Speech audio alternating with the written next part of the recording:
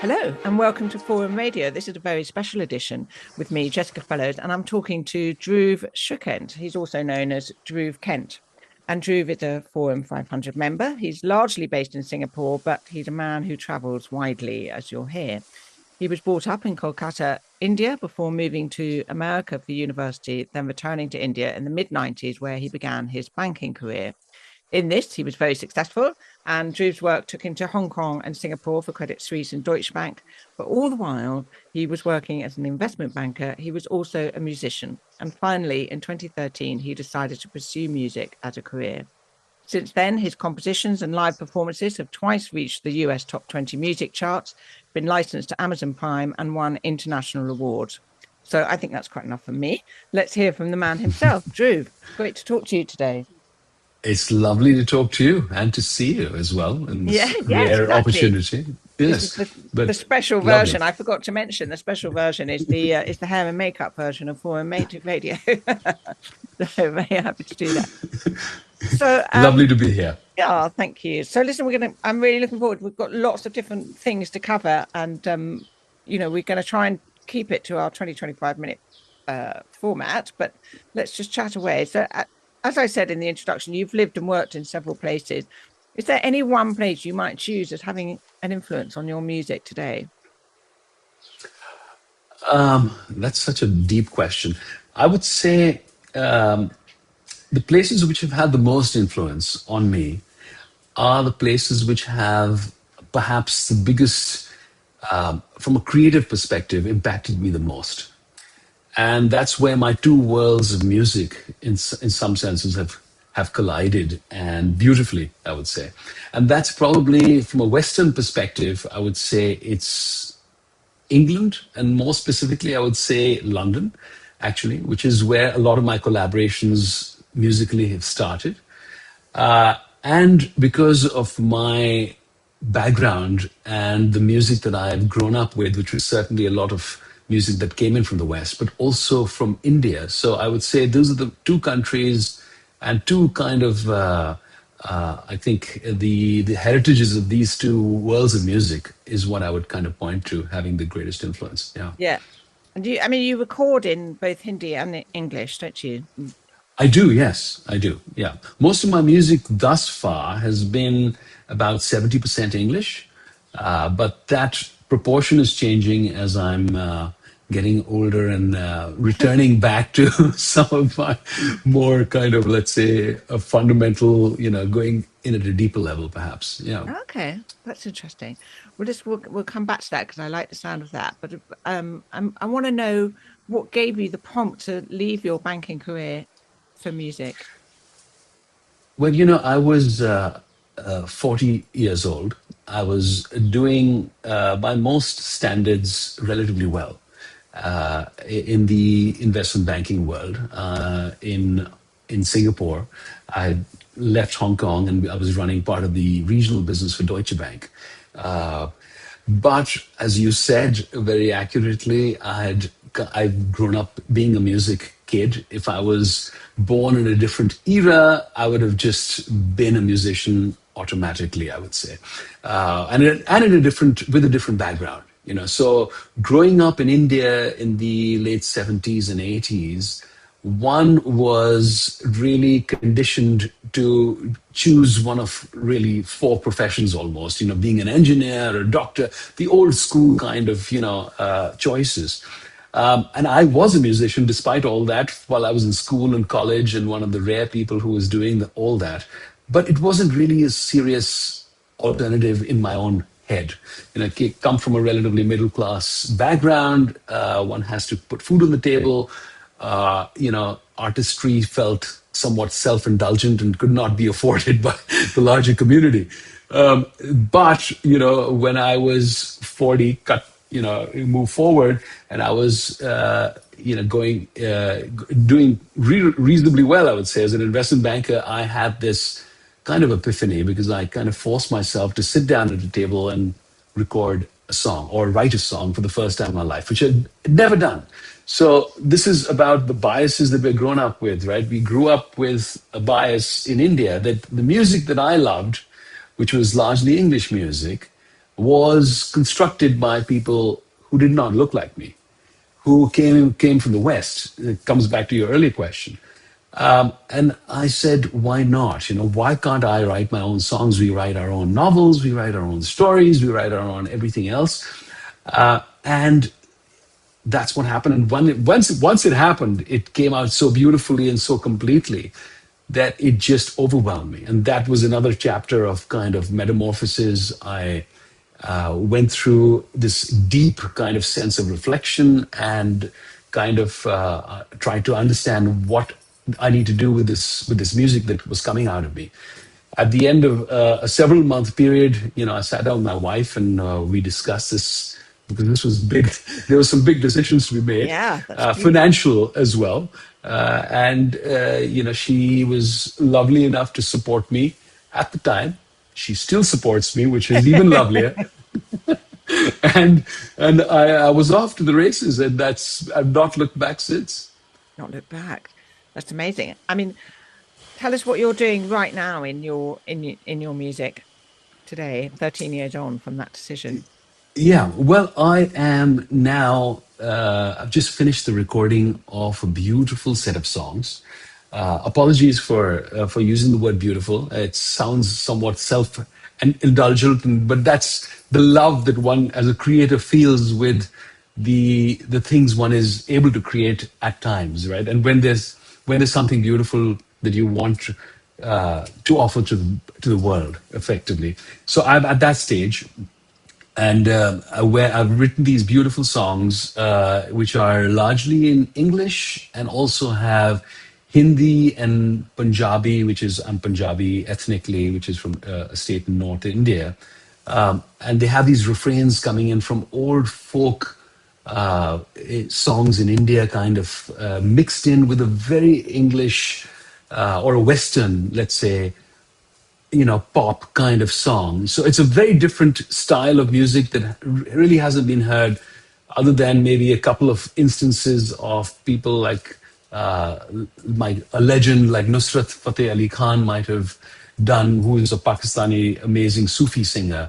And when he got together with Eddie Vedder of Pearl Jam about 20 years ago, and they wrote a couple of beautiful songs which mix these two worlds, or Peter Gabriel and Nusrat Fateh Ali Khan also did something similar. So I'm going back to that. That's what really, has been calling to me for the last couple of years. And that's what I've just finished completing.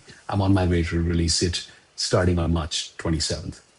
Fantastic. Well, let's give everybody a little listen now to some of that music you've been talking about. Beyond it all, fragrant waves rise like roses in the air. The lightness of the earth fills my soul. 1,000 miles from the worries and the cares, there's another world I wanna go. Beyond it all, beyond it all, beyond it all, beyond it all. सच्ची अरदास लेके आई साईं, सब दिया खुशियां बनाई साईं, सानू अपने चरण ते बिठाई साईं, सानू साडे दोष ना गिराई साईं, सच्ची अरदास लेके आई साईं, सब दिया खुशियां बनाई. When my spirit's breaking, when I walk alone, lifts me up so lightly. That was really gorgeous. Thank you so much. I've been listening to your music in preparation for this interview and really enjoying it. And I wonder what has changed for you in the process of making music in those 13 years, because that's actually, you've come a long way and not very much time. 13 years is nothing really, relatively speaking. And I know you were keeping up your music before that, but you only first wrote a complete song in 2013. So what do you think has changed in yourself about the way in which you make music? That's a beautiful question. And I think I would say that what's changed is there's a level of quiet confidence, which, when I started, I was just in such a rush to because I could not believe that I was capable, or these I could channel this kind of energy through me. It's less about my own capability. It's more about this ability to get into the state of being able to move yourself out of the way, move your ego out of the way, and let the song come to you, and through exploration figure out what it's trying to say, and let it kind of speak through you almost. That whole evolution, I would say, has become much more, I think, reliable now for me. I know it's going to happen. So I'm not, if it's not happening one morning, I sit down every day. I try and sit down every single day and try and make music for between 20 minutes and 2 hours, depending on, how much creativity is coming through. That's in the middle of sending emails, trying to do live gigs, trying to do promos, trying to do other things, record, and all that other stuff which comes with it, and being a dad and being a husband and everything else. But I'm just saying, and that I'm now not rushing through it. If it's not coming, I'll just record something small, put it aside, come back to it a week later, because I know that with a little bit of determination and with the right moment, something beautiful can spark from something quite simple, which I didn't kind of rely on earlier. I thought, oh God, this, I've got to bottle it. This is just, I can't sleep, because if I sleep, I'll lose it. And I can sleep now. Yeah. No, I mean, I totally agree. I think the everyday element is incredibly important. As you say, even if it's just for a little bit of time, sometimes it's coming really well, and you'll spend longer. So we've been talking, off air, as it were, because you're going to be coming on my writing retreat in May, which I'm very excited about. And we were talking a little bit about. I was saying that I think it's really interesting that people who make things often have a go at making other things. I mean, I've done oil painting classes, and I like to draw, and I love the fact that you've written songs and you're going to be coming on this writing course. And the writing course is not necessarily about writing to get published. It's about how you find a narrative, how you shape things. And also I want to get people into creative habits, like sitting down for daily, and and how you clear that space. And so I liked that you used the word beautiful about your songs, because I think that is how you feel when you finally get to the point of putting it out there into the world. You're very excited, and you want to put something out that's good, but you've lived with it since the very beginning when it wasn't any good. Oh, so there are two challenges right there. It's beautifully put, because there are two challenges. One is you've lived with it when it wasn't any good. Then you've found there's a little bit of an uncut gem somewhere in the midst of that, and you keep picking at it, and suddenly it becomes good. So that's amazing. Then you have to go through this entire process of recording the song, of creating a video, waiting patiently till when your label says it's time to release the song, which means, have you got 4 other songs of a similar vein, which kind of have the same musical world, inhabit the same kind of, let's say, the music should kind of extend beyond a single song. So really, it becomes a body of work. And to do all that, you've already forgotten what the initial song which sparked that entire journey almost sounded like, and the beauty that it infused into you. So you've got to reimagine that, or re-fall in love with that. That is the other challenge, I feel. Yeah. So one is this discovering that joy, and then trying to rediscover it at the time of release, when the song is being released to the outside world, because there's no point not being entirely passionate at that time, because everyone else is like, great song, and you're like, cool, I'm already on song number 5. I'm on to the next one. Exactly. But also, there's a lot of noise by the time you put something out. Like you say, there's a lot of admin that comes with being a creative person. Just the bare logistics of getting something down, and then produced and out and into an audience. How do you feel? I mean, for me, the most frightening bit in being an author is the gap between when I've finished something and it going out to the audience for the first time, or to the readers, so that when the book is being printed, it should be at my most relaxed, but I think I'm waiting for the response. And actually, in some ways, once the book has gone out, then I relax because it's not in my hands anymore. I can't do anything about it, and it becomes Yes. something else. You know, that's the most exciting part actually, is when a reader reads your book and they see something that you didn't intentionally or knowingly put there, but they have Yeah. to see it in some other way. But waiting for that and thinking, oh, is there something better I could have done or changed, or you know, because you've never finished editing, always something more you No, could and do. there's something to be said with having an external party involved in helping you say this song is done. Stop. Right? So I came to that moment. In fact, it's so interesting that you mentioned exactly that, because I came to that moment about 4 days ago with the song that's going to be released at the end of April, because I've been slaving over the master of that song, and the vocals, I'm saying they're not sounding right, and I gave it to one of the final arbiters, which is not no one who's in the music business, not my mixing engineer, not my mastering engineer. It's my son, who Great. heard it at 2 o'clock in the morning and wrote me 10 WhatsApps overnight, which he never does, telling me it's brilliant. Oh. Stop it. This is amazing. Release this song now. And I was like, okay, that's all I Oh, need. that's very good. Well, it's great to have a trusted listener. That's what you need. It So, is, yeah.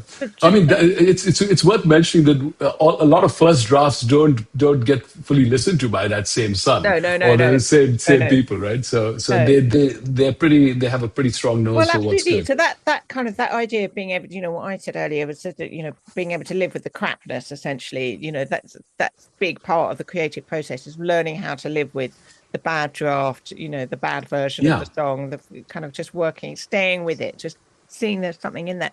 So I would say there's probably a lot of overlap with business there, because with the entrepreneurial state.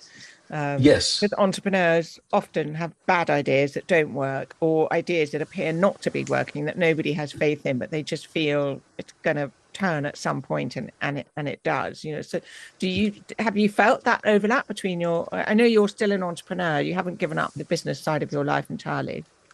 Yeah. I mean, well, I'm an entrepreneur as a musician, as an artist. I'm also an entrepreneur in terms of helping other people, mostly entertainment focused people, with their businesses and developing their businesses usually. So they're mostly mid-sized and small-sized businesses, rather than these very large companies at the moment. So I'm not really that driven by that aspect at the moment. I'm more focused on helping nurture and foster young people, especially when they're trying to find, either they've discovered a technology which could be amazingly enabling for art out there, helping them understand this, how it could be applied, and going through all the kind of various aspects of it, helping with governance and other big picture financing decisions, because I've done all this in my sleep, frankly. So, to me, it's much more empowering and much more not empowering, it's much more gratifying to really work with people like that, because about ideas like that, because that's what I strongly believe in. I believe very strongly that these young people need as much help, because their ideas can be beautiful, and I really would, want to kind of give back in that way. That's a big Yeah. focus as well. So what would you say has changed? I mean, from when you started out 13 years ago, you know, there's been a lot of technological development since that time, and we've Sure. spoken about how that affects the creative process. You know, we're all just about trying to keep up with what AI is going to do and how it's going to affect our businesses. What do you think are Yeah. the biggest challenges for young musicians now wanting to get out there?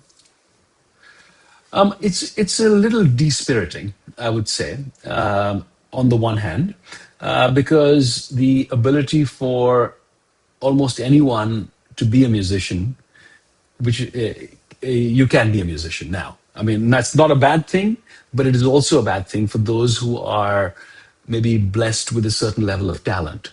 And and those not blessed with that much talent can sound, at least, let's call it, like a C plus already, right? So it makes it And at the initial stages of being an artist in particular, it's very hard. It's very confusing, and if you are not being able to distinguish yourself as better than the next person, you don't get the reinforcement that's required to propel you forward. So all those things can be kind of stymied at a very early stage. So I don't think that would be a good thing, and I'm hoping that that's not going to be the case for the population at large. But that's a problem. But I think. There are two things which technology, in my opinion, still is not going to compete with easily when it comes to music. One is to do with live performance, and one is to do with novel recorded performance, which is just moving the needle. So if those, so and now I will say, as a caveat, it's very hard for an artist to always aspire towards a novel recorded performance. It really is. I mean, I'm in the boat today where I do feel that the music I've made for this year, which I'm going to be releasing, might fall into that category. But I've also released music which might not have fallen into exactly that definition. And I don't know, in a more AI driven music world, how motivated I would be and excited I would be and passionate I would be to release that music, because it takes a lot of work to release anything from a creative perspective, as you would know. You've got to kind of invest your time, be emotionally fully on board, be willing to travel, be willing to do whatever it takes, get on to, any conversation is about that. It's about trying to sell it, if not as a business, but at least as an idea, the passion you feel. And that becomes very hard if you don't really feel it, because if the music that you're making is just about as good as what you've done before, or which for a lot of artists you cannot just have moving everyone's not the Beatles. Like in 7 years, you move the needle every single album, twice. Yeah. Every year you do it twice. That's not really a usual trajectory for almost anybody who's even great. So yeah, I mean, I think that's definitely something a lot of creative people feel now, is that long-term investment in their career development by the bigger companies isn't there anymore. And certainly in writing, if you don't hit the sales with your first book, then you're probably not going to get a second one. And 20 years ago, an author wouldn't be expected to sell very many copies for his first 3 or 4 books, and then it would sort of build slowly. So that is definitely an issue. But in live performance, I mean, a lot of people are afraid of public speaking, but then so many of us have danced in front of a mirror with a hairbrush, so tell us what it's like. What is it like to be up on stage with an audience? And as you say, this is the thing that we can do that the robots can't do. What is it about live performance that is so special? Well, I think live performing, when you have and this same thing holds true for sitting in a drawing room with 15 people or 10 people around you, or you're playing to 1,000 people. There is definitely a crackle of energy, which you can see in the eyes of the people when they're engaged. It is hard to really compare to anything else, because you just feel like you're in unison in that moment. So it's not really about you're able to kind of rise beyond, I think, your immediate self and be a part of that musical moment, which is like a sound or a sonic kind of chemistry. It's quite amazing, actually. And so getting out of those experiences, and they usually end late at night, you come back from a live gig, you're usually on a real high, and it really is something. It takes some work to really come down to the normal kind of, let's say, level of calmness, because you're really excited. Yeah. Well, that's why the musicians took all the drugs and smashed up all the hotel rooms. So I'm assuming you're not doing that's that. That's right. I'm not. No. I think I'm sadly a recent entrant. If I'd entered this as a teenager, I might have been a lot different. But yeah, calm back down. So tell us a little bit about where you're going to be promoting this new album, how you're going to be doing it, where can we see you, hear you, and so on. So I'm going to be doing it in three locations specifically, right? So one is Singapore. I'll be doing a couple of performances in Singapore for sure. Um, I will be doing something in India. Again, these are two places where I have, live bands, which are a 6-person unit. We call the Druv Kent band, and we have been quite active right through 2025. So we're going to go and do a few shows, including some of the new songs. So it's going to be, which are quite interesting to do because the previous material that we did was really a band of 6 people doing 3 types of music, which was some of my original music. That's one. 2 is retro English songs, if you will. So songs from the 70s or even 80s, like, do a Sledgehammer and do a really kind of, popping kind of version of it, or some, really old 70s kind of classic stuff, and do Hindi covers, which are really kind of, and depending on the audience and depending on the event, we would kind of mix the proportion around. Now I've got a fourth element, which is these kind of group choral kind of versions of Qawwali music or Sufi music, which is kind of these North Indian folk music combined into these English songs. So it's quite a trip. Yeah. And I'm kind of trying to, quite keen to get that music out there as well. Yeah, and I can't wait to hear that. I think what I like about the sound of this is it feels like you're part of a movement that's changing the global Western dominance of music. I mean, we've seen K-pop, Korean music has become very popular in the UK and in America. And, obviously, if you're in Asia, those audiences are huge, much bigger than the combined Western audiences. But we're used to Western music and Western musicians dominating the media scene. So do you feel like there's a shift and that you're part of that shift? I think there is a shift, but I think what's happened, thanks a bit to technology and the siloing of followers in the world, that you have a lot of people listening to a certain artist who you or me or the person right next to them would not have heard of.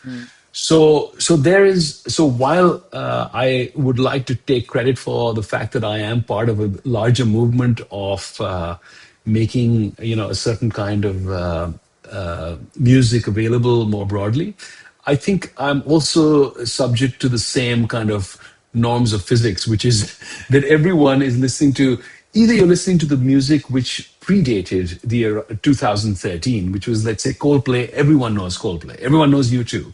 But bands after that, you don't really know them. You might hear the name Taylor Swift, but most people will not even, listen to the music and say that's Taylor Swift, unless you've got teenage daughters. Yeah. So it's kind of, otherwise everyone knew Michael Jackson or Madonna songs as soon as they came on the radio. So there's also been a kind of, the music world has been kind of split, sadly, into multiple ways. The way I would describe my music is what a San Francisco journalist from the Hollywood Daily said, which he said, this is pop music for adults, which is actually, which is pretty good. Because it's not for the 18-year-olds, but it's for people of, let's say, our generation who are looking for music which feels real, feels a little more organic, a little deeper. And there's not that much of that coming out today. Yeah, no, that's true. And I think also, for people in our, in our 50s, you and I are, culturally, we're still very engaged. And wanting to go out and wanting to listen to music and still dancing around our kitchens and so on. And actually, what I find interesting is that there isn't so much of a generational divide in music as there is everywhere else. I mean, my son watches very different things, apart from the things that we watch together as a family. He'll watch very different TV shows. He knows who the YouTube stars are. I don't know who those people are, but music, because he's got access to all of the music going back through to the 50s and 60s, 70s, 80s, 90s. We know. In fact, there's one board game we can all play together. It's called Hitster, which I really recommend for anyone listening. because it is about music going all the way back almost 100 years. So everybody from teenager to granny can engage in this game because it's all Lovely. about guessing. You play a little bit of music and then you guess when it came out and who was playing it and so on. Oh, lovely. That sounds Yeah. wonderful. Yeah, so Yeah. everybody, so music, so it's funny in a way. It does have the silos, as you say. There is this feeling sometimes of living in slight cultural isolation, but it is the place that still allows to bridge the generation gap, And music, as we know, it Beautiful. is the thing that brings everybody together, isn't it? You It you is. play It a is. Yeah. song at a party and everybody gets up and dances together. So I love that. That's part of what you're doing. So we're going to have to wrap up this conversation. We're going to be talking in Singapore next month, and I'm really looking forward to that to those who are there. But you've been a wonderful friend to Forum 500. You've introduced a lot of new members to our group. You've engaged with a lot of our communities and events around the world. Can you tell us what in Forum 500 has been a particularly good experience for you? Sure. Yeah. I mean, I've really enjoyed Simon and you, in particular, the way your warm embrace and the personalities that you have are quite unique and beautiful. So it started with that, right? Really, and then I found through the club and through this association of meeting people in this organization, I found it so unguarded, really, that the opportunity to meet people was immediately felt at ease. So you have a conversation with someone, and because it's small, relatively speaking, it's intimate and it's filled with other curious souls, and from eclectic backgrounds all over the world. I find that it's really got something quite unique. It's not something that so therefore I've been kind of a champion, because I think it really can, it's quite distinct. It's not something that, exists. It's not one of the YPO kind of things or the other kind of large associations that exist, which serve a different purpose, perhaps. This serves a very, it kind of fulfills a very nice social need, intellectually curious people. And there's a lot of warmth and camaraderie amongst the group, I must say. So lovely. Thank you. Thank you so much for that, Dhruv. Well, thank you very much for our conversation. I've really enjoyed it. And just a reminder to those listening that if you want to connect with Dhruv directly, you can do that through the Forum 500 membership directory. But I'll put in the program notes the link to your website, which has all the information about music and tour dates and all the rest of it. So thank you very much. Thank you.